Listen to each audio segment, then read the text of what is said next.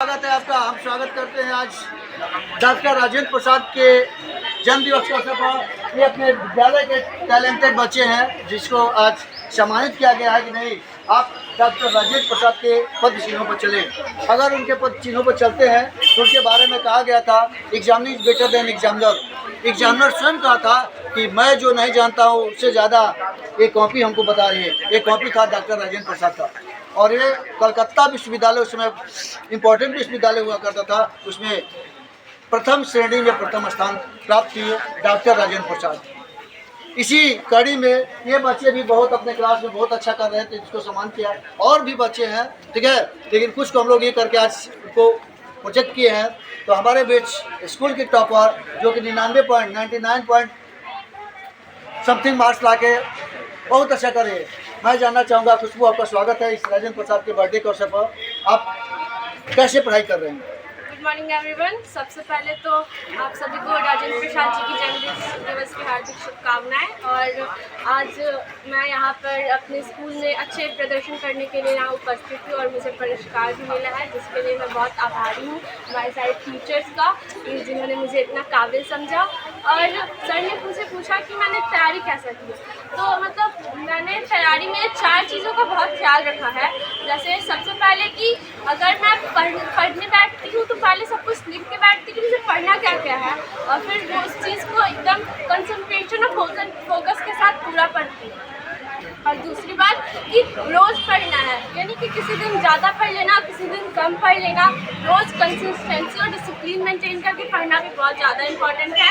और तीसरा बात, आपको रिवीजन मेंटेन करना है। अगर आप 4 चैप्टर पढ़ रहे हो, अगर एक चैप्टर में आपने 4 टॉपिक पढ़ा तो 5वें दिन आपको चारों टॉपिक रिवाइज होना चाहिए और आपके दिमाग में वो होना चाहिए कि आपने पढ़ा क्या था।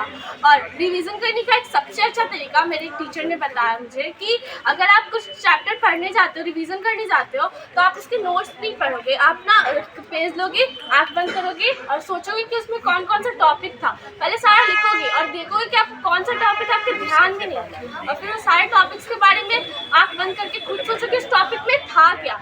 और अगर किसी टॉपिक में आपको प्रॉब्लम आ रहा है तो उसको वापस जाके देखो, फिर सोचो। ऐसे आपके दिमाग में वो एक स्टोरी लाइन की तरह बन जाएगा।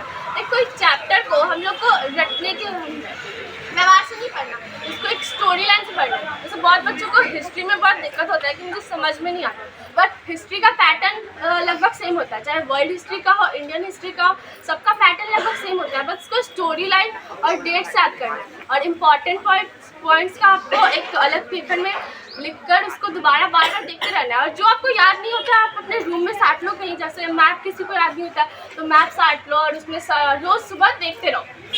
और 5वां और सबसे इम्पॉर्टेंट बात कि आपको सेल्फ एनालाइज करना है। कोई आपको कुछ भी कहे कि आप कितने अच्छे हो, कितने बुरे हो, आपसे कुछ नहीं होगा, फिर बहुत कुछ है, लेकिन आपको खुद को पता होना चाहिए कि आपका लेवल कहाँ है और आपको कितना मेहनत करना बाकी है।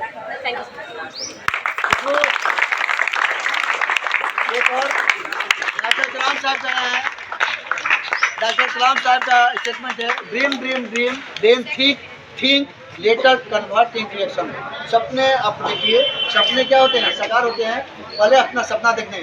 क्या आप कभी सपना देखी है कि हम इंडिया में टॉप करूँ CBSE बोर्ड में? क्या इसके लिए सोचती है? सपना आते हैं आपके? अगर आपके जेहन में बार बार सपना आता है, स्वप्न आता है, तो कोई इसको रोक नहीं सकता है। इसी धरती से, इसी इंडिया की धरती से टॉपर होते हैं और कम फासला में फर्स्ट सेकेंड थर्ड का ये होता है। कभी सोचिए कि काश मैं, अगर आप में ड्रीम आने लगा और रियल में आप मेहनत तो कर ही रही है, तो ड्रीम अगर आना होगा तो पूरा ब्रह्मांड आपको मदद करने लगेगा। तो आपको ड्रीम आता है, ड्रीम देखती हैं और सोचती हैं कि नहीं काश मैं टॉप हो जाती, पेपर मीडिया सुर्खियों में मैं आ जाती और भारत माता के लिए एक अच्छा सपूत बन। खुशबू, आप क्या बनना चाहती हैं?